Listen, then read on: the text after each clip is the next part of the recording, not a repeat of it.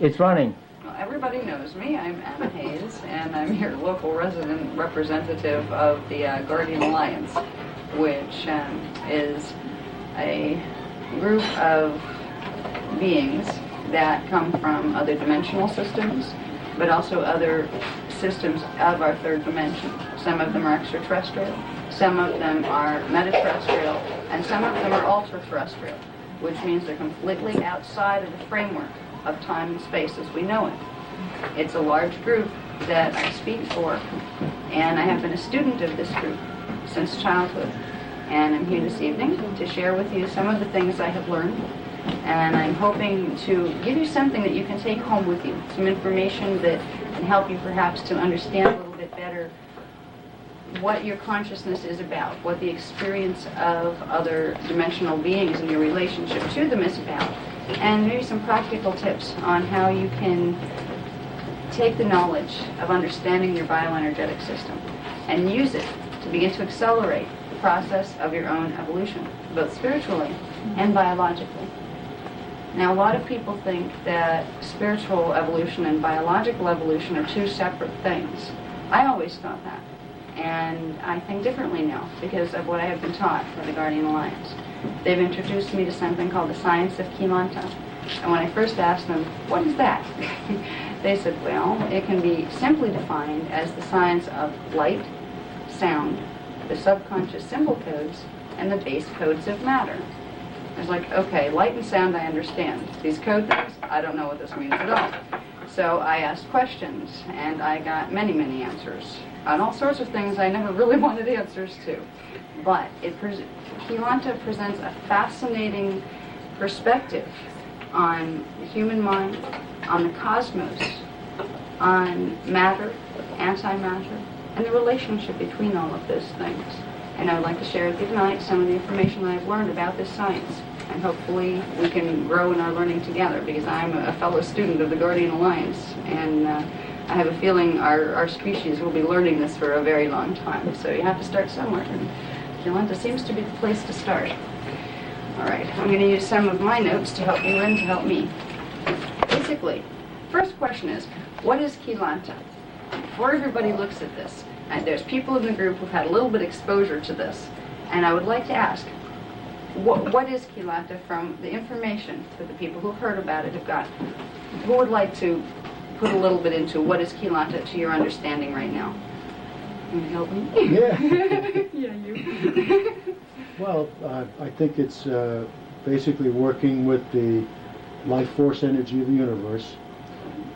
It's also, and consciously working with it, and working with the symbols and codes, okay, that help that soul accretion process that we talked about.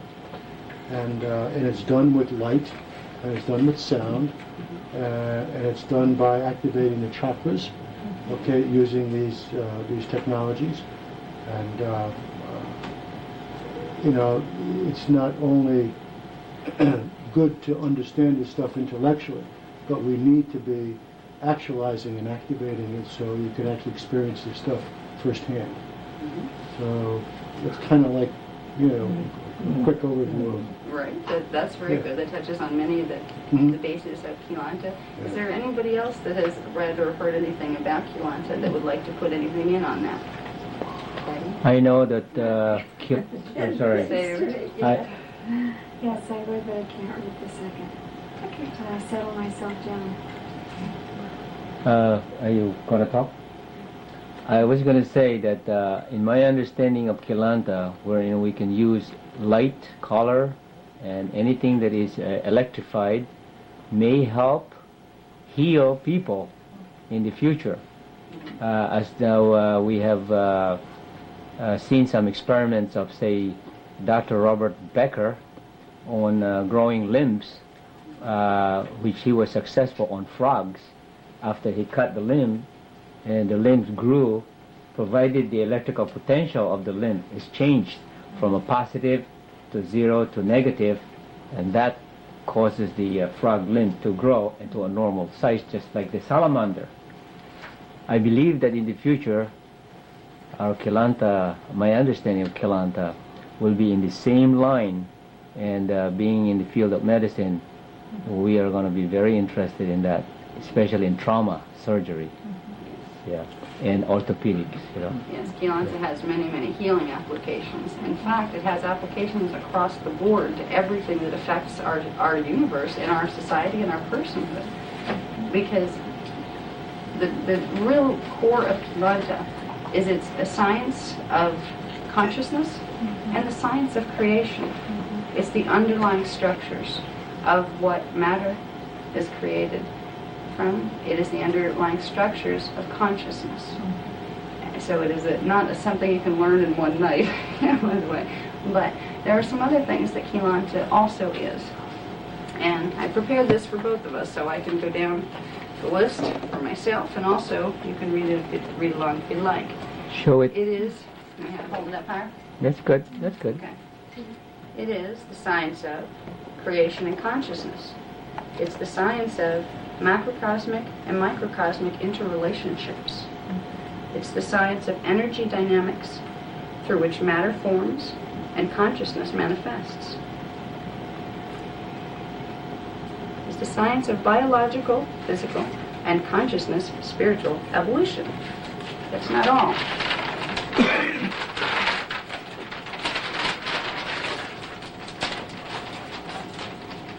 It is the science of humanity's relationship to its source and the cosmos. It is the science of the construction, perceptions, and potentials of the human organism and consciousness.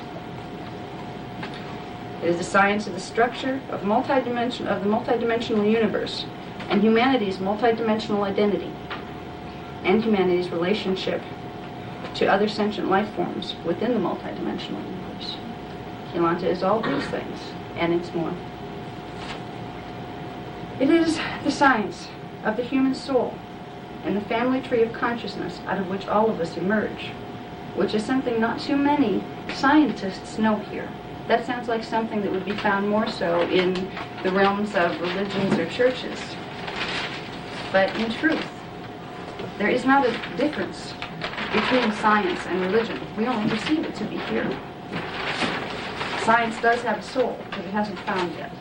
And Quilanta is the place where it can begin to find that soul. Okay. It is the science of DNA activation, genetic imprinting, cellular memory, and transmutation of form. Through understanding the dynamics of Quilanta, we can literally change the way our DNA operates. And the DNA governs the structure of our physical body. And our physical body will determine what type of consciousness we are able to bring into our minds, our conscious minds, while we're here. There's an intimate connection between spirit, your spiritual aspects, which are your higher dimensional aspects, and consciousness moving through the body. Because you can have a wonderful level of development of consciousness in the higher dimensions, but if you have a neurological structure that is not able to handle the current of all that electrical information, you won't have access to it on a conscious level.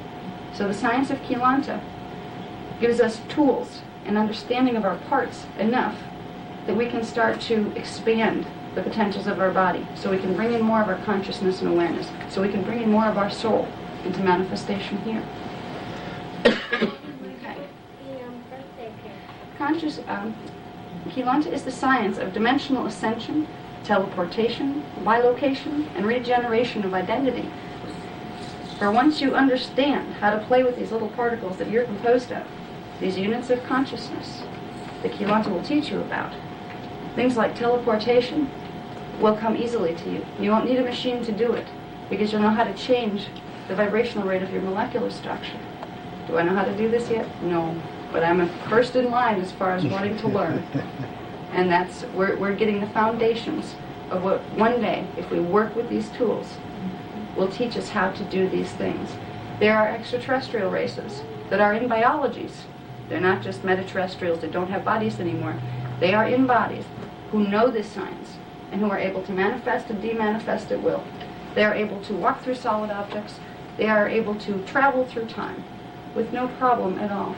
Things that seem only science fiction to us. It's because they understand the principles of Quillantic science.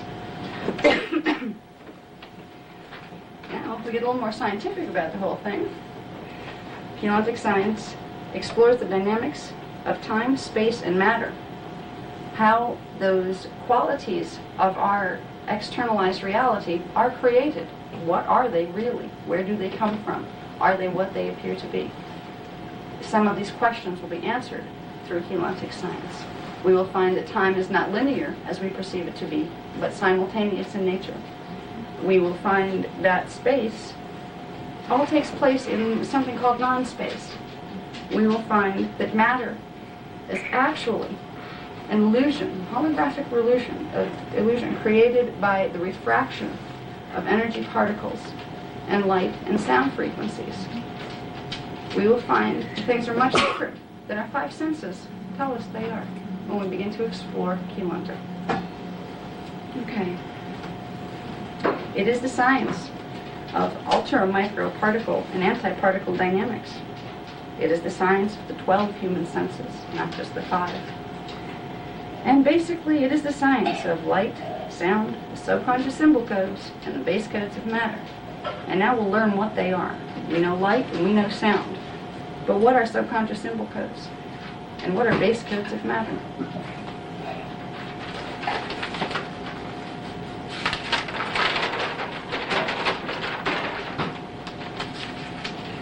Cover this section in a little while. This gets into what it can do for us, but I think we'll get into that at the end. Kitty, there's a post. Now, the reason that I'm reading these is there is a lot of information. And if I'm just talking to you off the top of my head, I might lose half of it. So I'm going to read it. If you can read it, that's all right, but I don't think you can because it's so tiny. But it's more so, I'm going to read it to you because I won't lose content that way. So if that's a little annoying, bear with me. At least you'll get the information. All right. There are 6 primary elements in the science of Keylontic. The first element are particae. That's a new word. Okay. Particae are the smallest units of energy in the cosmos, according to the Guardian Alliance. They are electrotonal units of energy identity that emanate from a central source. The Guardian Alliance calls the Unipsi. They operate as minute fission-fusion generators. They create and maintain the electromagnetic frequency fields upon which the universe and all structure is built. They exist within and beyond all matter forms, free matter and antimatter, and consciousness. They form and sustain something called morphogenetic fields. For all forms, subparticles, etc., everything has a morphogenetic field. And a morphogenetic field is a basic energy field, energy structure behind its manifest form that allows that manifest form to keep its shape. And everything in the universe, every little particle, subparticle, has one. And particae are what they are. Groups of particae form larger morphogenetic fields like the ones humans would have. But even a particae represents a morphogenetic field itself. So they form, we could look at them, if you wanted to, as little tiny units that are the morphogenetic field, or form-holding pattern that we come out of. And we are composed of particae. Everything is. The space in the air here is composed of particae. Our bodies are. Our higher consciousness is. Particae are the unified energy field that runs through the entire cosmos. Okay, let's go back to here. Okay. Okay. The particae are units of electrotonal consciousness. They are the organizational intelligence within all things. In spiritual terms, they are the living units of conscious identity and energy, particles of the consciousness of the Unipsi, which some people call God. We are made of these things. People think God is somewhere out there, someplace away from us. We are made of the substance of which that being is. Because particae are not just energy units, they're energy identity units. They are conscious. And they have consciousness. They will group to form different types of consciousness and awareness. They don't think in terms like we do. But we think because we are composed of them. So in spiritual terms, the particae are our direct connection and continual connection to a centralized source that we may call God if we're comfortable with that. And if not, the Unipsi works. It's an energy identity that is a central source of creation. And we take place within it. It's not out there somewhere. All of reality is taking place within it. And this is one of the things you'll learn in Kilanta. You will learn the scientific parts of it, which a lot of spiritual people go, oh, that's not important. And then you'll learn the spiritual parts of it that a lot of scientific people say, oh, that can't be because spirit's not real. Hopefully through Keylontic science, we can learn that yes, spirituality and our spiritual identity is as real as the identity of our leg or our arm. They are the same substance. They're composed of the same particles, and those particles are particae. Okay, now there are two types of subparticles that are formed from the particae. First one we'll call the particum. Okay, it is a particae unit. It's considered a particae. But the particum particae is slower moving, and it contains half of the electrotonal, which is electrified sound, thrust, or force, of its twin. So we have a particum, and the particum has a twin. The particum moves half as fast. It pulsates half as fast as its twin does. Okay. The particae is a subunit. The particum is a subunit of the particae. They make up particles in our universe. They're the little tiny units that make up our subatomic particles, and the smallest known particles that we would have would be composed of particum particae. All right. There is another type of particae that are called particae. The particae are antiparticles to the particles that we are composed of. This implies the existence of a parallel universe, a parallel self, and a form here is a particum form, and it will have its twin reflection that moves twice as fast, vibrates twice as fast in a parallel dimensional system, parallel universal system. We have 15 dimensions in our system, and so does the parallel universe. And it's not like they're way over there someplace in another universe far, far away. These two universes are intimately intertwined. They are taking place in the same space, but on different pulses of consciousness. So we perceive one set of pulses here, we don't see their set, and vice versa. Okay? Now, let's see. Particae cycle. Okay, the Guardians call this cycling. The particae unit is a unit of electrotonal thrust that comes out of the unici. It gets projected into the 15-dimensional system. Okay? When it intersects with the 15-dimensional system, it undergoes fission, and it breaks apart and replicates itself. So it starts out as one, undergoes fission when it hits the frequency bands of the 15-dimensional system. And then it replicates itself, and the original breaks apart. Okay? So now, the original pattern of that tone remains in the replication, so it's never gone. Okay? The one that broke up first, the replica holds the original pattern. The one that came in first breaks up into two pieces, a particum and a particae. They are created at the same time. Okay? They flash on in one in our universe and one in the parallel universe. And our particles were made of an infinite number of them, compose our bodies. But this is what they are doing so fast that we can't perceive it. So they break up into the particae and the particum. They manifest into the dimensional fields.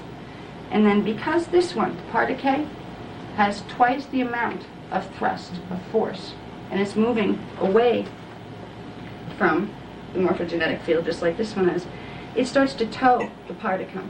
It makes it spin, reverse direction, and go back to fuse with the morphogenetic field. So the particum particle here flashes off in our universe. And it goes back into the morphogenetic field. It expands the morphogenetic field, adding to it. Then this becomes more of a thrust than what the particae is. So it pulls the particae, makes it spin, pulls the particae antiparticle back in.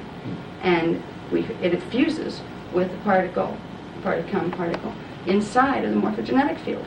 Now both our particle and our antiparticle have flashed off. We have disappeared momentarily. Then this act, as they fuse, it creates, as we know, when something fuses, it releases a burst of energy. It sends a quarter of its thrust back toward the unici, creating something called a backflow, which is a current that pulls away from the dimensional matrix that we're in. Okay? This would be the current that would take us back home to God, if you want to look at it that way. When it creates the backflow, that sets off another act of fission within the morphogenetic field. And again, the ones that have come together will start to cycle again, and they'll do this again, and they'll break apart again. So they're constantly flashing on together, then the particle flashes off, the antiparticle flashes off, they replicate, create a backflow, and flash on again. And this is happening so fast. I believe the particles, what did we come to? It was 3/100ths of a second Yeah. in the third dimensional particles. And some of them are much, much faster than that in the higher dimensional frequencies. So we are composed of these structures. Most of us have no idea we're composed of these structures. And most of us don't know that we flash on and off. Where do we go in between these flashes was my first question. If I'm flashing on and off, but it's happening, too fast for my senses to see, where am I going? When I demanifest, am I just gone or what? No, we return to our original pattern, the morphogenetic field out of which we came, our original identity that has all of our parts in it and all possible versions of our parts. In the 15-dimensional matrix, which I'm not going to go into too heavily this time or I'll never get to the end of what I want to get into, but the morphogenetic field for the particles that make up, say, our bodies, these are D1 particles, first dimensional particles, they would have their morphogenetic field in D15, are what we call our emotional bodies, or it's actually the elemental body, the complex elements that form the matter in our bodies that help to form it. That is our second dimensional aspect of Partakai, or Particum in our universe. The morphogenetic field for that is in D14. So there's a correlation between the levels of our Partakai here and where our morphogenetic field is in the higher dimensions. And we'll get into that in another one. But it's enough to know that we're made of these things that most people don't even know exist yet. And they hold the key to our consciousness and to our perception of matter, space, and time. Okay. Cut. The second primary element of Keylontic science is a Partakai grid. And this brings it a little bit brings it down to where we can understand it a little bit more. It's something that we have, and it's a grid, okay? A Partakai grid is composed of Partakai units. In our system, is a Particum grid. It's made of the Particum particles. In the parallel universe, it's a Partakai grid. But what a Partakai grid, whichever side it's on, is, it's a grouping of Partakai. Partakai group by like polarization. That means particums will group together and Partakai will group together to form more complex structures. The first thing they'll form are strands. They form strands of electrotonal energy units. Those strands group to form grids. If you take strands and cross them this way, this way, and this way, you get what looks like a little carpet of light that's made of little fibers of light. And that is the unified field of energy that exists within everything and through everything and connects us directly into our source, of which we emerge. It connects us right to the Unisci, connects us to each other. Okay, so a Partakai grid is simply, you can look at it as a carpet of light and sound. It's invisible to our perceptions, but it exists beneath all matter forms and all forms of consciousness. Okay, let's see. Okay. Here we have the cosmos represents a massive Partakai grid, which serves as the unified field of energy substance within which all things exist and are interconnected. All beings and matter forms have personal Partakai grids, which are formed within the grid of the unified field. Energy and identity perpetually circulate from the Unisci into the dimensional systems and back again through the electromagnetic fabric of the Partakai grids. They are electromagnetic fields that are created by the cycling of Partakai that are the first level of our individuation of form. You could look at it that way too. Even though there is a unified field of them, when they start to build up in group into more complex structures, that's the first level of the creation of a human body or any other body or a matter object. So we have a Partakai grid. Now, each human and object in our system has a Partakai grid composed of Particum units. And it also has a Partakai grid in our parallel universe, which is the grid of our personal double or twin. So we do have a twin. It is our same body pattern. It's evolving on a similar course of action in a system that moves twice as quickly as us. It pulses twice as fast. They have more consciousness within their bodies than we do because they vibrate faster. And if we can learn to move our consciousness into union with theirs, we expand. And that is the process of evolution. Okay, now, the process of biological and spiritual evolution is the process of progressing from lower dimensional reality fields into the higher fields. This is done by pulling higher frequencies, Partakai grids from the higher dimensions, into our Partakai grid. As we do this, we are progressively merging our Partakai grid with the Partakai grid of our twin. We are literally, as we evolve up the dimensional scale, you have the two separate Partakai grids, okay, the Partakam and the Partakai, we in our double. We are merging up further, and as right now we're in the third dimensional frequencies. We're actually composed of D1, physical body, D2, the emotional elemental body, and D3, mental body, where we have our line of focus. We are united with our double up to that degree. We still have from the fourth dimension to the 15th to unite with our double. And we are literally merging consciousness, but also merging DNA. And we are taking what is taking place in seemingly two separate spaces, two separate pulses, and merging them, which creates another type of pulse. It creates the whole pulse, which takes you completely out of the illusion of matter on both sides into the next level up. And it is hard to describe. You know, they've been teaching me this, the guardians have been teaching me this for a number of years, some of these principles. And it's still hard for me to put into words how this happens, but I feel it. All right, I feel the process taking place. A lot of people have mystical experiences or strange experiences where they know there's someplace else too.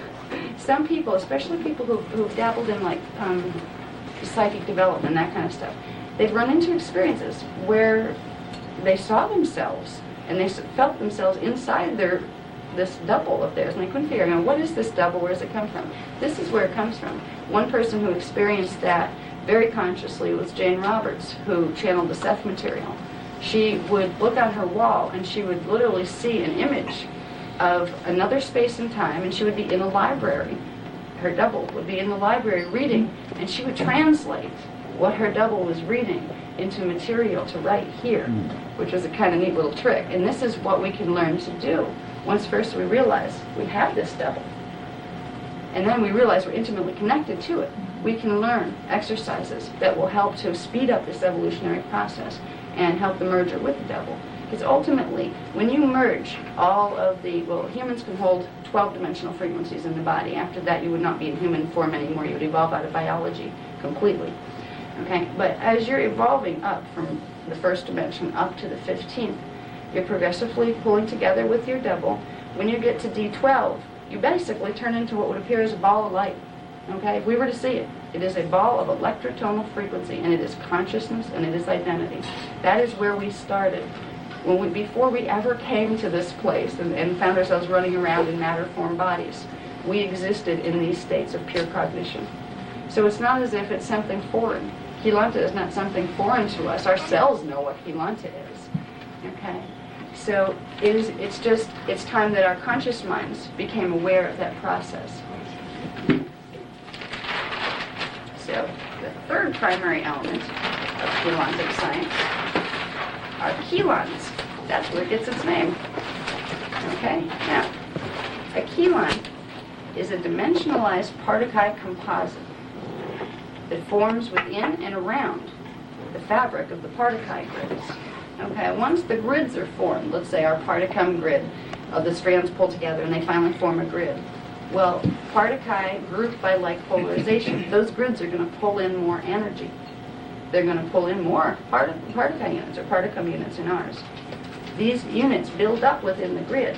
As you can almost imagine it like dirt building up in the fabric of a garment or something. If you put it under a microscope, you could see the little pieces of dirt embedding themselves in the grid. Well, chelons do this.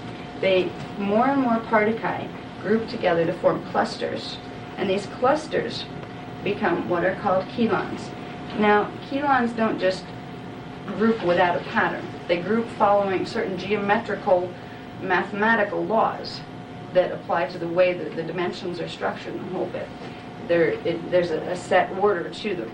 They group to form things that if we could see them with a microscope, they would look like little crystals, crystalline structures with a definite form and shape to them. Okay, let's see. Now, chelons are the first step in the transition from consciousness to pre-matter substance. So, before we were matter, on the levels before we're matter, we are pre-matter. Before that, we're something else. Okay? Chelons are the level of our identity and our being that exists between pure consciousness and pre-matter substance. Now, if we're going to see chelons, they would look something like this. This is an example of one trying to do a three-dimensional thing two-dimensionally. But they would look like little crystal clusters, like you might, if you would look at a crystalline, like a little crystal cluster that you find in the earth. They have the little points sticking out a little bit. It's kind of like that. They would look like that. And they are composed of millions and billions of Partakai units in just one little chelon. Okay, and they embed themselves in the grids and they build up on the grids. It's almost like if you were going to build a statue out of paper mache, you would start with an armature, say out of wire, and then on top of the wire you put a layer of paper as your next layer, and you'd slowly build out to more solid form. Well, that is what's happening with energy in Partakai. All right, so we have our chelons that are building up in the grid. Now the next level, next primary element of chelontic science are chelon codes. Now, chelon codes are complex groupings of chelons. They direct the contours of energy upon which forms are built. Partakai and grids set the base forms in energy.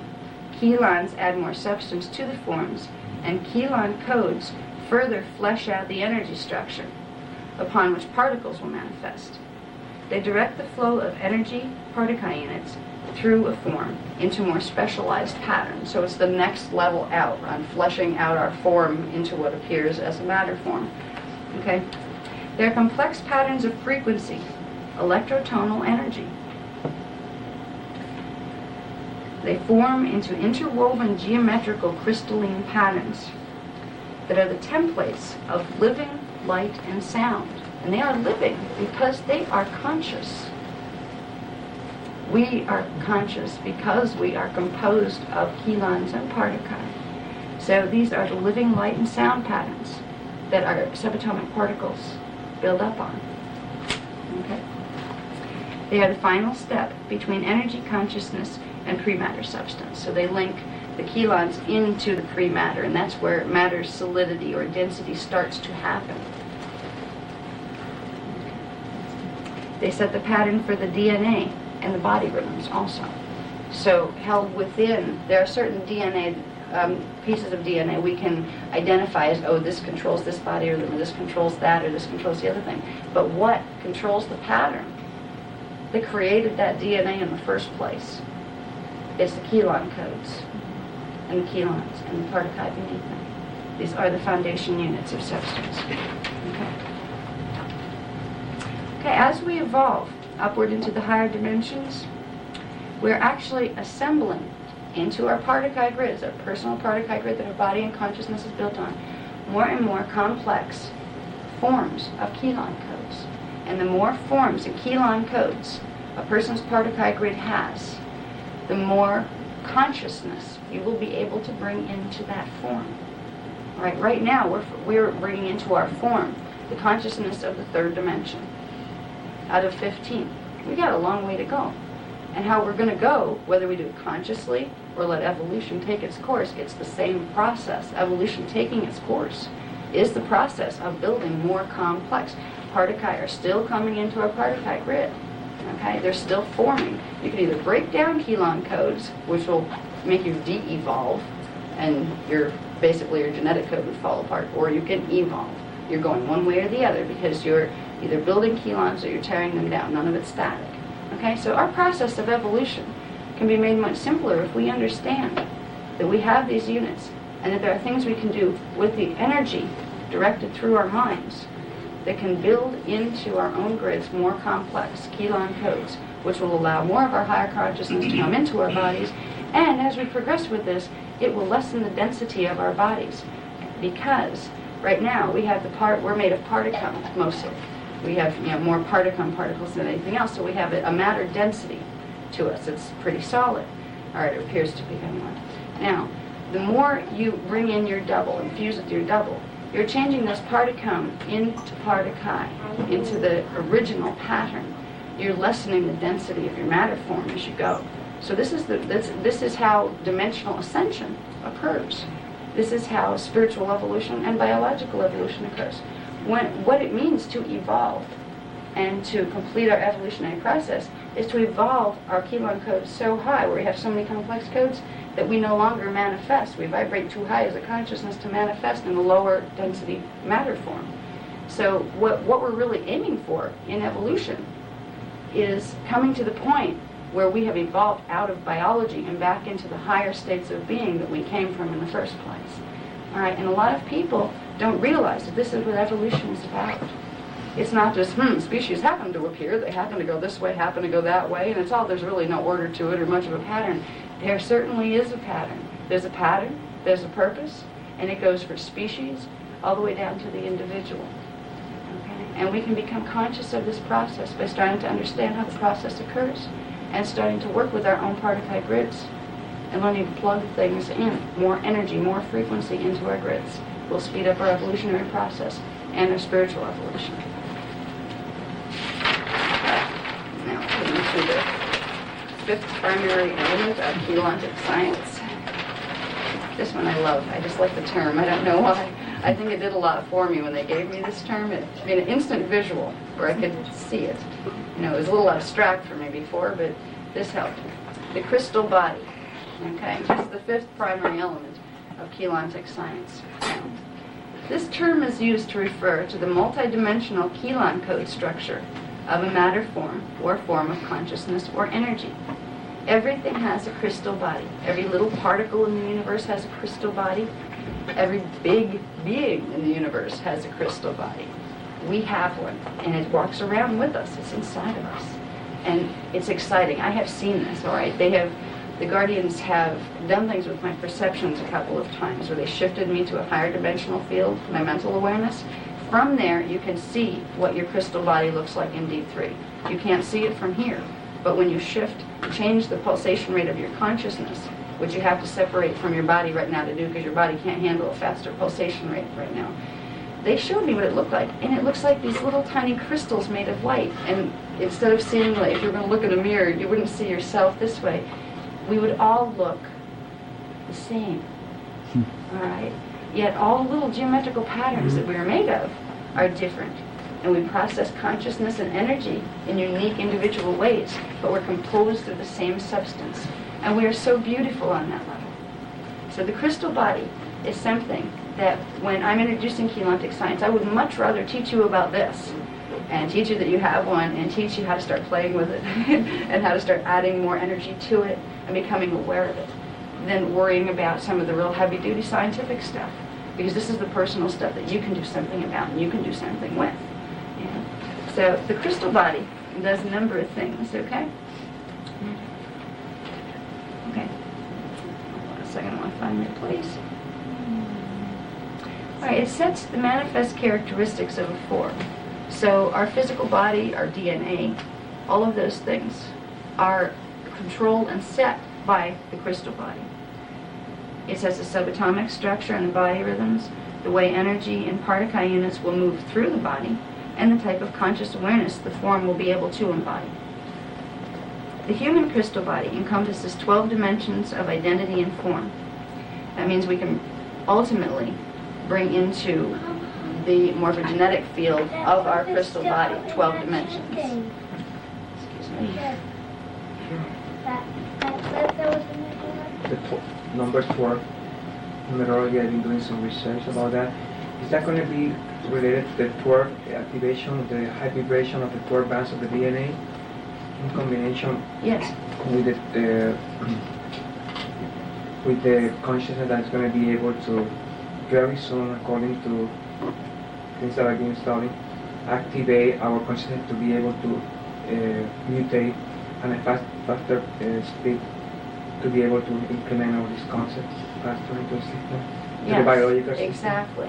What is going to happen with the 12 DNA that you're referring to? We originally, our prototype, our morphogenetic field for our species, had a pattern for 12 strands of DNA, not just 2. All right. At certain points, they were broken down. They became what we call the junk DNA, these little DNA particles right. that are floating around in our cells. They're being plugged back in.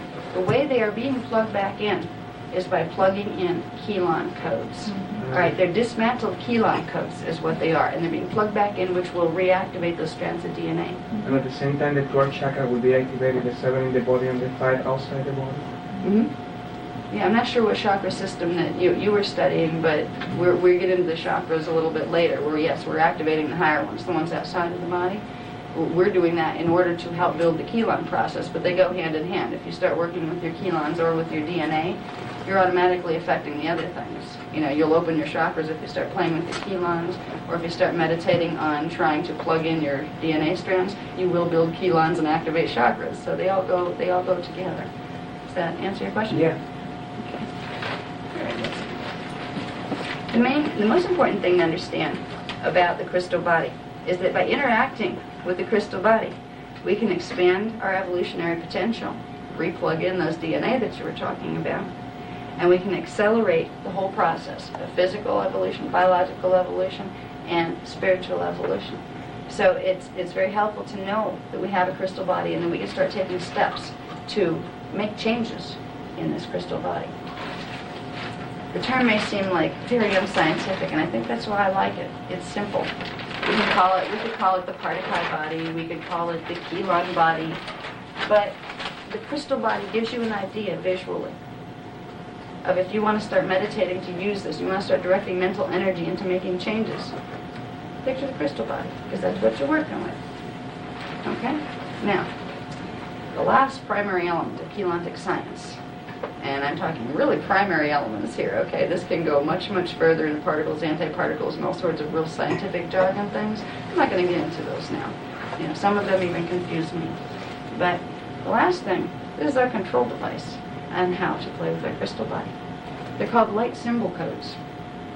All right? A light symbol code is a pattern of electrotonal energy that's composed of specific Partakai configurations. They make out certain frequencies and spectrums of multidimensional light.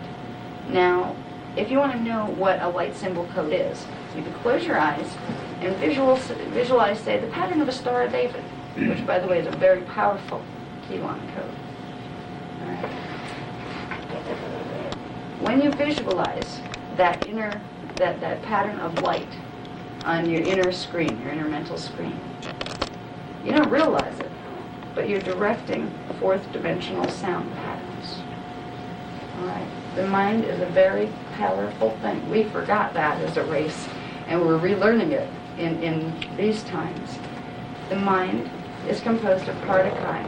When you think a thought, you are making a Partakai pattern, and you are plugging it into other patterns out here. Where does a thought go after you think it? It goes several places.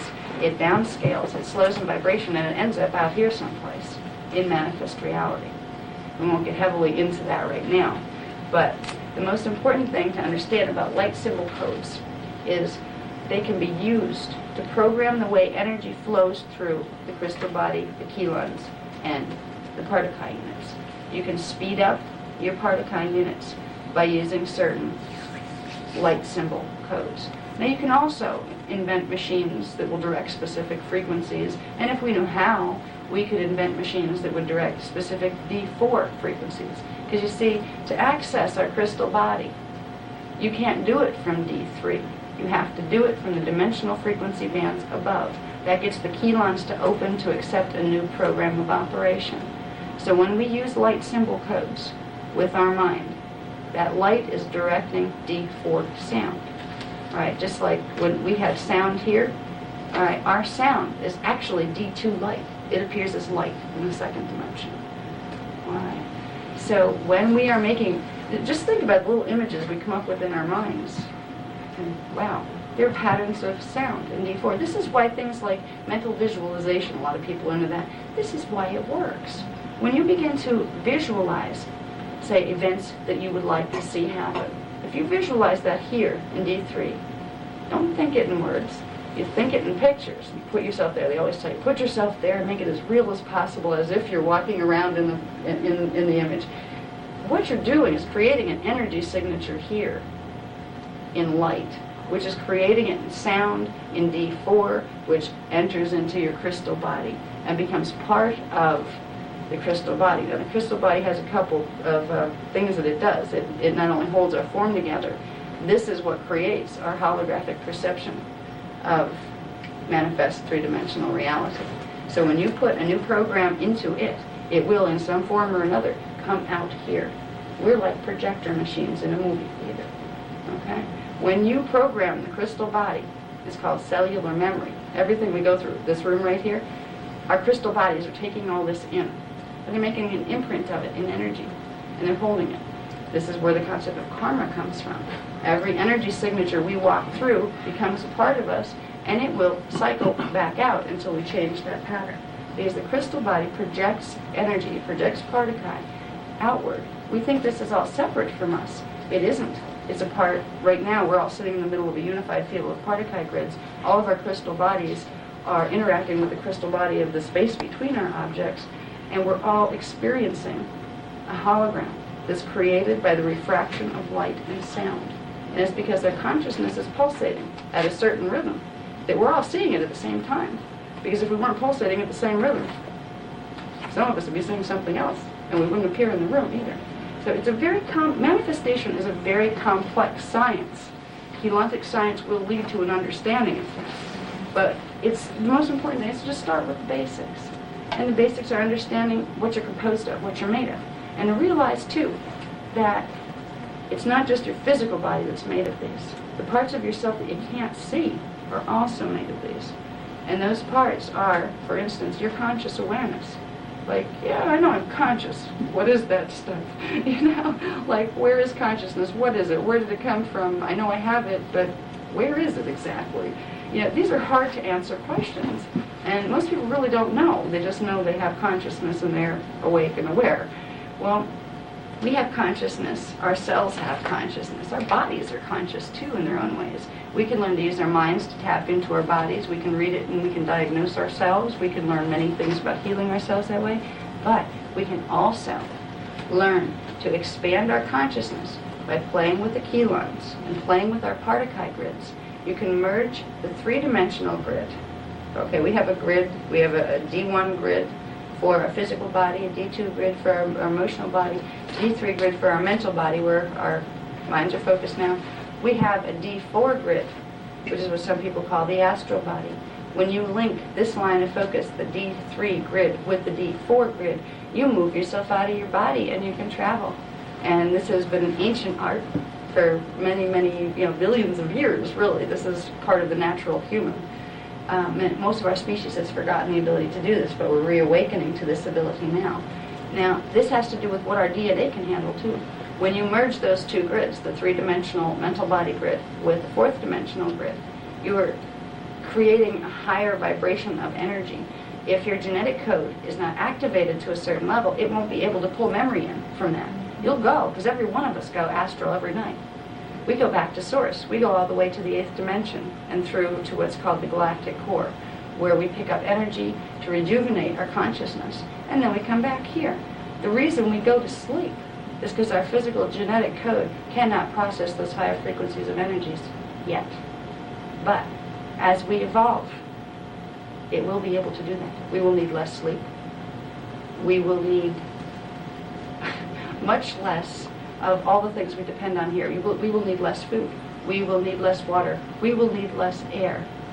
Our biologies can be expanded by linking the particle grids that we have here with the higher dimensional ones. And we will begin to remember our experience. Our dream reality, what we call dream reality, is other dimensional reality. Some of it's processing of stuff we picked up here that we didn't assimilate. But other parts of it are legitimate experiences in travel through other dimensions, higher dimensions. comes back in pieces that we can't make sense of yet, because we don't have the full genetic code that allows it to flow through and process. It's like having a computer that can't handle the programs coming into it. It needs a bigger program, so we got to reprogram the DNA. The way to reprogram the DNA is by reprogramming the light body, or the crystal body with the light symbol codes. And it's really not that hard to do. It sounds complex, but a lot of people have been doing this for a number of years now. In the New Age movement and everything, they've been using meditations and sound and visualization and all those things. They're not a bunch of nutty people that are just making weird sounds and doing weird things with their minds. They might not have the scientific basis for what they're doing. For what they're doing when they start running sound frequencies through their body or toning, they're directly affecting how their Partakai grid is vibrating. You can raise its vibration or you can lower it. You can make your chelons build up or you can make them tear down, depending on what sounds you put in, depending on what electromagnetic currents you're exposed to, and depending on how you use your mind and your thoughts, because your thoughts are Partakai, which means they are energy. And that energy will affect the body and everything around you. This is the substance behind all those claims of mind over matter. This is why mind can work over matter. We're not real good at it here in our time and space. There were times in our species development many, many eons ago where we were more advanced, we had more DNA plugged in, that we had complete control over matter with our minds. It was nothing. It was like breathing. Well, we have to relearn that process. And this is one tool. Kilanta is one tool that can help move us in that direction. So, I'm going to take a break very soon. Yeah, before I get into this, I'll let you look at this, and then I'll talk about it a little after the break. I just need to get something to drink and breathe for a couple minutes. I'm getting tired. Okay. Very We nice take so 5? far. All right. Okay. All right. Alrighty. For the second part of my discussion, I would like to get into a little bit of Kilanta on a personal level. Alright, we learned before that we have a crystal body, and it's composed of Kilans and Partakai, and we can affect change in our physical bodies, in our consciousness, and in our lives by learning to use these energies within our own bodies. Now, a lot of people have heard of the chakra system before. Some people believe it's real, some people don't. It's considered levels of subtle energy that surround the physical body and that move through the physical body at different levels. Well, the Guardians have assured me that yes, we do have a chakra system. For those who aren't sure whether it's real or not, it is there. It is actually a series of Partakai grids. You can see down here in this little one. Our physical body was here, all right? All of these levels, it's kind of like being on the inside of an onion almost. These are energy fields, and they are Partakai grids. And we have one for each of the 15 dimensions surrounding our body. Now, the average one goes from first to the 7th dimension. That extends about 300 feet out around us. We don't see it because it's pulsating at different rates than what our perceptions are tuned to.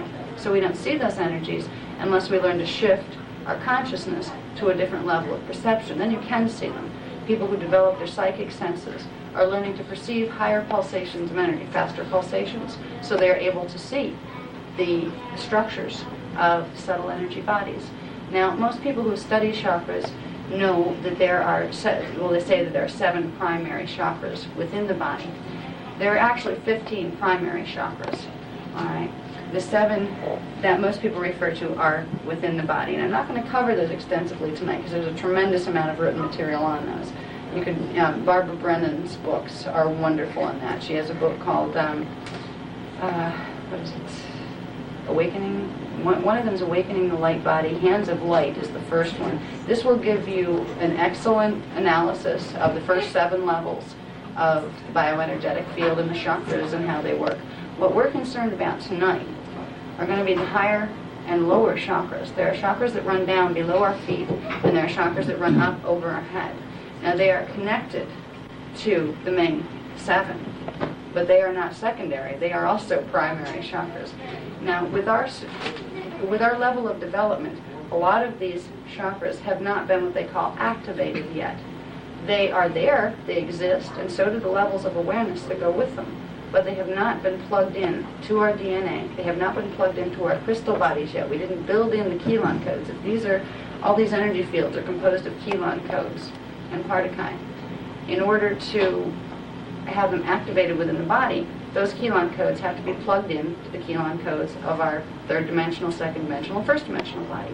We haven't reached that stage of evolution yet, but we can change that, and we can start to accelerate the process of evolution and the process of spiritual expansion and biological evolution by plugging in the Kelon codes from these outer fields and from the fields that extend beyond us. Now, the main chakras that I would like to teach you about tonight, I'll show you our numbering system. We follow the basic 7, like most systems of chakra analysis do. You have the first, which is the base chakra, the second, which is the sacral chakra, and it's around down in here over the reproductive organs somewhere. And up here would be where your navel is. And around here is the solar plexus chakra, is the third chakra. Okay, and that, now I'll get into what they apply to in a minute. Fourth chakra is the heart chakra. That connects to your astral body. And the fifth chakra is the throat chakra. And I'll get into what that connects to in a minute. The sixth chakra is what a lot of people call the third eye. And once that's activated, that's when you start to be able to perceive and get a visual interpretation of the faster pulsating energy fields of the higher dimensional identity. And that's when you start to see the chakra system and those kind of things, and other things too that live in the higher dimensions. It's not just your own chakras that you see. Alright, this is the seventh chakra, the crown chakra, which brings energy from the extended auric field down through into the body. And the base chakra pulls it in up through from the earth. Alright, now up above the head, here, I have the 10th chakra. We're having 8 and 9, right? Okay. 8 is actually not manifested yet, but it's one of the things we're activating. The 8th chakra will manifest between the 4th and the 5th chakras, and we're working on that activation now. The 8th chakra runs at an angle from here up through your head, intersects with the pineal gland, and comes out somewhere at the back, right around the back of the head. All right, this is an important chakra because it connects you to the frequencies of what's called the galactic core, which is the center of the 15-dimensional matrix. It connects you to the level of identity that you were before you entered manifestation at all within the dimensionalized system. All right, the 9th chakra runs at almost an opposite angle, where its base would be at the base, right around the base of the skull here, where it hooks onto the neck, and it runs through. It goes through the pituitary gland, and it runs at an angle and comes out right up around here somewhere. They actually create like an X-type formation of energy, and that gets into some more complex energy structures that we won't go into. So 8 and 9 are there. We're going to deal with 10, 11, 12, 13, 14, and 15. Because these are the primary ones that bring the energies from the highest dimensions into the physical body. Right now, most people do not have the 10th chakra activated. It's there, it's dormant, and when you see it with higher sensory vision, it would look like a little kind of a clumped up ball of energy, where once it's activated, it opens up into a circular formation of energy where you can see current spiraling through it, and it changes color and it gets brighter with higher sensory vision. So what we're going to work on is activating, or bringing all those from a little clump of closed energy, opening them. And when we open them, it allows the frequencies from the higher dimensions to come in. And they will come into the lower energy fields. They'll come in from here, come into these fields, and then start coming into our body, which will help us build Kelons. And it will help us activate the rest of our crystal body, expand our DNA, the whole bit. Okay, now, the 10th chakra connects to the 10th dimensional frequencies. It's very simple in their numbering system. They did it that way on purpose. So, we could remember very easily. The base chakra connects to the first dimensional frequencies, the second, the third, the fourth, which is the astral level, okay, the 5th, 6th, 7th, 8th, 9th. They all correspond to the dimensions that they're numbered after. 10th chakra, 11th chakra, goes to the 11th dimension, 14th chakra, which actually, 13th is down here, but we'll deal with that in a little bit. 14th chakra is considered the origin point. It's the first point of projection when you entered what they call the time matrix. That is the dimensionalized system that gives us the illusion of matter, space, and progression through time. Before that, we existed as pure consciousness in something called the energy matrix. And then we entered the time matrix, and it gives us this experience of separation and dimensionalization. The 14th chakra and the 14th dimension are the point at which we were originally projected. It's where the whole pattern of our morphogenetic field for identity exists. And this includes not just us, but also others in what I call our family tree of consciousness, because we are connected to others. Some people call it reincarnation, but it's really simultaneous manifestation. We're all existing at once in a field of time, pulsating at different rates. But at the 14th chakra, when we activate this, we bring in the entire pulse of our identity. We can't bring the whole thing in. The physical body can't hold that. The physical body can only hold the frequencies of D12. Okay? But when you activate the whole line of them, and this is what we want to do, I want to do a meditation tonight that will begin that process of opening and activating them. You create an energy link that goes from the 14th all the way through you, through the earth, around and through the 15th dimension, which is actually, if you went through the earth, you're standing here, if you went through the earth, came out the other side and kept going, you'd be way out in space, right? So actually the 15th chakra is way out in space, but it's perceived as going through, that's the way you put it, below the feet. It's actually through the earth core, an energy field that comes up, through the earth core and through the bottom of our feet and works up where the 14th is coming down. What the energy fields that these create, the 14th and the 15th, the 15th creates a spiral of energy going up this way. The 14th creates one going down this way. It's two counter-rotating spirals of energy, which some people call the Merkaba. All right, this is an energy field that, if you can learn to spin it the right way, holds the key to demanifestation, to teleportation, and to control over matter, being able to control the matter of our bodies. So the first step is becoming aware of what chakra centers are involved in this and beginning to activate them. You can't activate overnight or you blow your body up, because the body has to grow into the ability to process higher frequency. Sometimes people do this like spontaneous combustion thing, and scientists go, wow, how did that happen? Sometimes it happens because too much energy came in from their own unified field, from their own auric field. And sometimes there are glitches in this, and when that happens, it speeds up the molecules so fast that they either explode or implode. I'm not sure which it does, but it does one or the other. It breaks the pattern apart. When that happens, it fragments your crystal body, completely fragments it into little pieces, back into like D1 and D2 pieces. So activations do take time. They become ashes. They become ashes when they combustion. Mm-hmm. I have a book with the pictures. Right. And you see the ashes like when you burn something. And Right. And what's happened underneath those ashes used to be a form that had a crystal body in it. The ashes still have a crystal body, but it's broken up in all sorts of little pieces, as if you took a crystal glass and shattered it on the floor. That's right. They have to start the process of evolution all over again, putting those chelons back together to get to the point where they originally were. So it's better to build chelons than to break them down. So anyway, when we're doing activations, what we're going to learn to do first is to bring this, and this chakra online with the rest of them that are functioning right now in our body systems.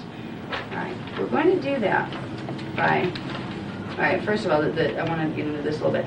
The 13th chakra is a chakra that exists at the center of the earth. It's one of the earth's chakras too, not just ours. It is a chakra that unites our crystal body with the crystal body of the planet. And it's where we draw energy from the planet. So we are a living part of the planet, which a lot of people don't realize. They walk around on the earth and they think it's just a thing to walk around on. They don't realize their body is a part of the earth body. And, we're all connected to it. So we connect through the 13th chakra. Did you want to ask a question? Some information that was given to me by the Pleiadians is that the higher chakras are shared chakras. Yeah. And we operate on the higher planes in community with other beings through those chakras. Yes. Yes, I'm going to keep it simple for tonight, though, and keep on basically what we can do with ours, and later we'll get, in other classes or other times, we'll go into, you could write a book on each chakra, explaining what it does, what it's connected to, what its function is, how to use it in the best ways. So, there's a lot of information that goes with them. But the higher chakras above them do connect you to the expanded field of the universe and also to the expanded field of your own family tree of consciousness. You become plural after a certain point, where you're not just an individual self, you're a self composed of many. Just like if you look at yourself now, and you think of yourself as a child, all those little childhood memories.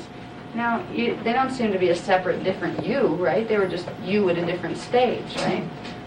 As we evolve and as we start to activate the higher chakras, we start to understand that the other identities in our family tree of consciousness are kind of like us at different stages, and they're all us. And you start to refer to yourself as a we, because you know you are. We are all plural. We think we're separate and individual, and that's one of the learning experiences we have within this dimension right now. But we're actually part of a larger consciousness that knows itself as self. And it's not something that controls us, it's something that is us at a higher level of evolution. Just like we are a higher level of evolution for that child that we were once. So that gets into the plural concept where it connects you to more than just, yourself.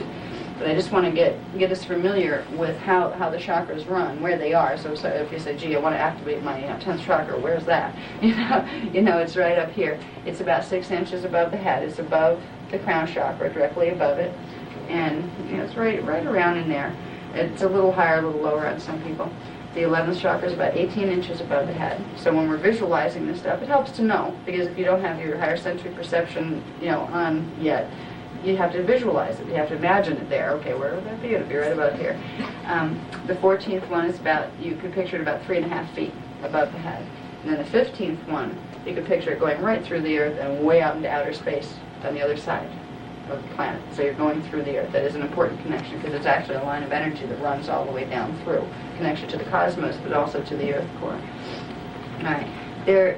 In the meditation that I would like to teach, there's a couple other energy centers. These are not chakras. These are kind of like, if you look at them with higher sensory perception, they look like little balls of energy or little stars of energy. What they are, they function as a database. They hold certain key frequencies of your soul and your oversoul. And within them you will find the story of what your existence is about, your personal existence, why you were created, what you came here to do this time. We all have a purpose, which a lot of people don't realize. We really did come for a purpose. We're part of a bigger purpose that our soul family or our family of consciousness is involved in. So when you start to get into these other energy centers, you'll start to be able to find that part of yourself. And the Guardians call it the inner sanctum. And I like that, because I've used this as a sanctuary after they taught me how to find this part of my energy system. All right. The first level that I would like to deal with is called this is hard to pronounce, Brahman. They call it the Brahman, but there's no E between the M and the N. All right, it's Brehmn. That's their word. All right. This connects to the soul, the core of what's called your oversoul. Okay, you have your identity here, which is your incarnated identity. Then you have your soul, which is in the D4, 5, and 6 frequency bands. Then you have your oversoul, which is in the D7, 8, 9 frequency bands. All right, that is the center that you came out of. You emerged out of the oversoul. Even the higher parts of your identity will have to come back through the oversoul to go back out of the time matrix or out of dimensionalized reality. All right, so this one connects to the oversoul. There's another one down here that's a little bit above the navel. It's just a little bit above it. And if you look at them, and if you could see with higher sensory perception, they would look like little starbursts, just little stars that were in the middle of your energy field, way deep inside of your body. This one is called it sounds like on. It's A-U-A-N, but it's pronounced like you would say on, O-N, that kind of sound. All right. This connects to the geomantic entity. Okay, the geomantic entity is a level of your identity that exists beyond the dimensionalized system. It's the collective gestalt identity that you were before you fragmented yourself into individuation and became individual beings running around in a dimensionalized system. You could consider it the whole self. Some people consider it the God self, people who prefer spiritual terms. We call it the geomantic entity because it is composed of many, many interwoven geometrical particuli, strands, and Keelan codes. So it's geometrical. And it's a level of consciousness that can't even be translated in human form, but parts of it can be. So this connects you right to the entity. That holds the whole primary purpose, not only for your life, but for all of the lives within your family tree of consciousness. And you can get a lot of information about, what is my life about, what do I do next from this place. Okay, there's one more center, and this one has been used in, I believe, Chinese and Japanese martial art type things. It's, they call it the Turban, but I believe it was called the Tantin in martial arts, or some people call it the Hara. It's a ball of energy that's connected to the earth directly, and it usually looks gold when it's dormant, like it is in most of us. But if you want to bring energy and energize your whole system, your whole body system, your particuli grid, your crystal body, by bringing energy from the earth core, which has a lot more energy than we do as individuals, you can activate this. You can concentrate, focus your energy on it, and use visualizations to literally bring energy up from the 13th chakra, straight up this middle line, and into that until it becomes a big red glowing ball. This is what the martial arts masters, who can do things like, like crack bricks and, piles of bricks in half and all this, it's their center of balance. It's all of our center of balance.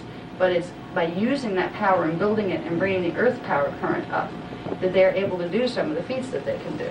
And the old masters, I don't know if there's anyone around who can do it these days, but some of them used to be able to appear and disappear, or replicate themselves, where people would see 4 of them if they wanted, and the enemy wouldn't know which one was the real one to fight. They could do amazing things by activating that energy center. So basically, if you're going to learn anything about the chakras, I would think that these were the most important. The Brahman, between the 4th and 5th chakras, the An, right above the belly button, and the Turban, right below. Now, these create, there's an energy, a little tiny line of energy that looks like a laser beam, that runs from the 14th chakra all the way down through the other chakras, through the crown, all the way down through the Brahman, through the An, through the Turban, all the way down through the earth, and through out into the galaxy, through the 15th dimension, and back up into the 4th. Okay? They call that the Tower. It doesn't really matter what you call it, just know you have a line of energy that runs there. Sometimes this line gets broken within our bodies. It's like a laser light. And, if you put something in its way, if there's a frequency coming in its way, it can push it out of shape, or it can, cut it off. If we begin to be aware that we have this line of energy running through our bodies, we need to learn to check it, to learn to use visualization to say, okay, I'm going to check this line. What is it doing? Your inner self, or the part of you that understands how visualization works, will help you to see it. It will start to develop your higher sensory perception enough where you can start to see the condition of your line. If that line is broken, you will have energy blockage in the area of the break. You will also have energy leakage, which can build up in other parts of the body and the organs, and it can create physical disease, and as well as other problems. So one very therapeutic thing for all of us to do is become aware of that main triatal line running down through, and aware to check. Just lay down at night when before you go to sleep. Say, where's this line? And start trying to find it. And eventually you will find it. If you use visualization, okay, I know it's there. Eventually you'll feel it. And once you start to feel it, that you're really on. There's a feel to this too, not just a visual, but a feel. You'll be able to then use the visual translation to see where the breaks are in the line. What they are is they're breaks in the particuli grid pattern. You can use visualization to fix that line of energy. And what you're doing is using 4th dimensional sound to correct the pattern and realign it.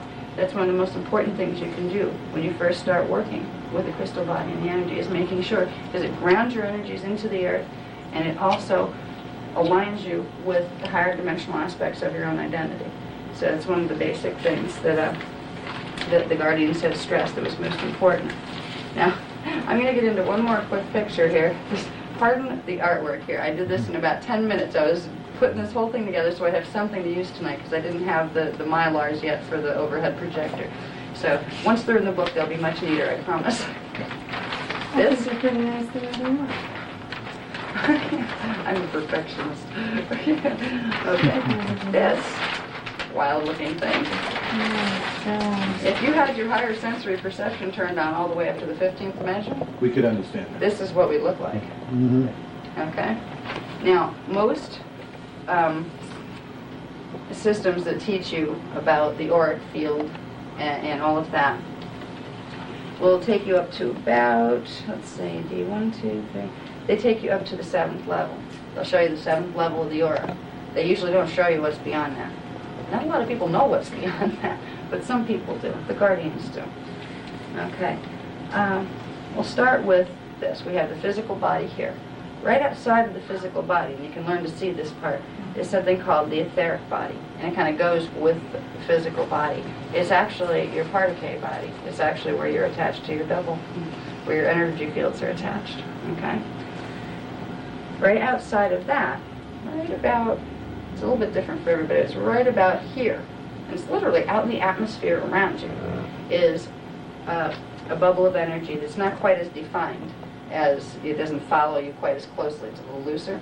That's called the emotional body, and a lot of people know this part already. Okay. Now, the emotional body corresponds with the second dimension, and that means the second chakra also corresponds with the second dimension. Okay. So this level of your aura is your D2 frequencies, your D2 Partakai grid. Now, the next level up here is your mental body Partakai grid. And if you see it with higher sensory perception, it looks kind of gold. And it doesn't just hang out around you. Every one of these fields is around you. It permeates you too. It goes through every part of you. It saturates it. So it's like a level of saturation upon level of saturation, not just an onion skin that you're peeling. Okay, it's running right through you. So you have your D3 mental body, which gives you your mental focus here, your conscious awakeness here. And it corresponds with the third chakra, the solar plexus chakra. Okay. Now if you notice these red bands I have here, these are within the etheric field and within the Partakai grids. There's actually a reversal of the spin of the particles between these dimensions here, between 3 and 4.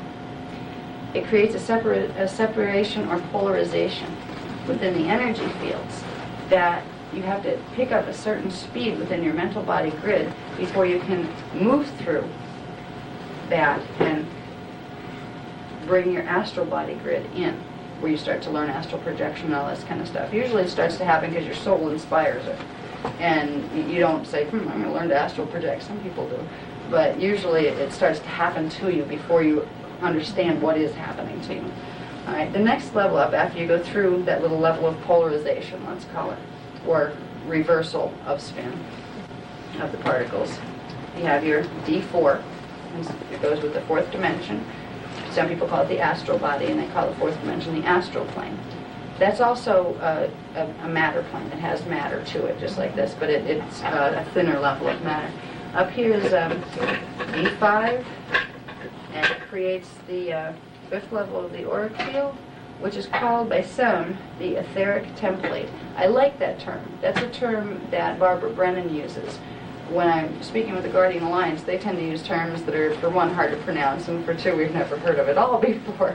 You know, they have their own language, and instead of using some of their terms for these levels, I'm just going to stick with Barbara Brennan's interpretation because it's a lot easier. All right, so we have the etheric template. She calls it that because this level of the auric field, the 5th level, actually sets the pattern that the etheric body will hold, which sets the pattern for our double and for our physical body. Okay, so if we want to change structures in our physical body to a large degree, we have to access the 5th dimensional level of our Partakai grids. Excuse me one moment. When you say change structures, What do you mean by structures? Grow limbs, like Ruben was saying. If you were able... Diseased organs? Yes. Yes, Really? you can create healings. There are techniques that they have taught me for personal healings, where if once you can learn to move your consciousness out of your body and into higher states, there are experiences you can go through in those higher states that will directly affect the condition of your physical body. I've had my back fixed that way a couple times because my back likes to go out on me. And when it's corrected from that level, from the fifth dimensional level, the fix holds a lot better. It lasts longer than if I try to do it from just like a D3 level of perception. Do you do it or do they do it? Sometimes they do it and they're teaching me how to do it. Mhm. So I guess they're getting sick of putting me back together. Because they've done that a couple of Then you times. could teach us how to do it. Yeah. I could, share, at some point I will share with you some of the things they've taught me. Okay. Now, okay, out here is the sixth level of the auric field. That's, in Barbara Brennan's terms, is called the celestial body. Okay? We basically just refer to that as the third level of the soul body. We consider D4 the first level of the soul body, D5 the second level and the center of the soul body, and D6 the third level of the soul body. So there's three-dimensional frequency bands that compose your soul identity. Okay? And they're directly attached energetically to you. And it's a process of bringing them in to the body more to become conscious of it. All right.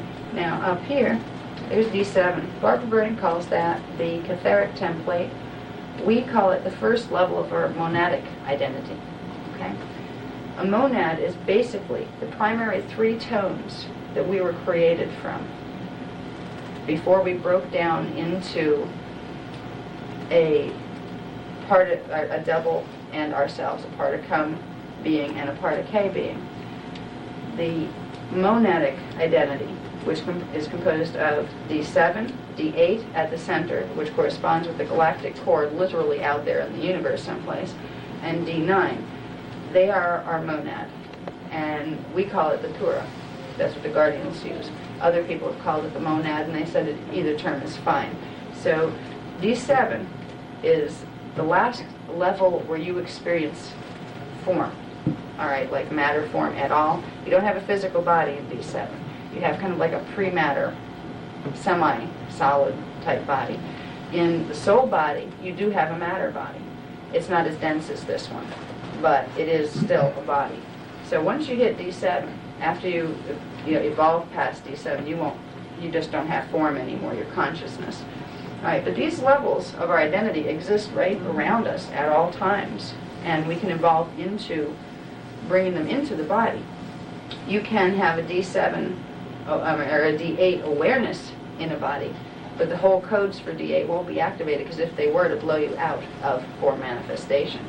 All right, so one of our primary objectives in learning to evolve, to consciously evolve, and to evolve our DNA and to evolve our spirit is to learn to activate these three frequencies of D7, 8, and 9 within the body, because that brings in the higher dimensional aspects and it also allows more rapid acceleration of the double and you merging with each other. Okay. Now out here in the auric field we have dimensions 10, 11, and 12. These correspond with dimensions 10, 11, and 12. They are the 10th, 11th, and 12th level of our identity and our auric field. And the Guardians call these the Dolar levels. They call it's the avatar level of awareness, and they call it the Dolar. That's their word. Dolar or Dolus, either one. So we have 1, 2, and 3 levels of our Dolar identity. Then these bands out here, which are way out in the universe. This is where we're connected to the universe, and we're connected to the dimensionalized system, the 13th, 14th, and 15th dimensions. But and all of our fields are constantly overlapping, like, our fields are running through each other right now as we sit here. Well, this part of our fields runs through the universe. It's part of the unified field. Okay? They consider this level of our identity the Rishi identity.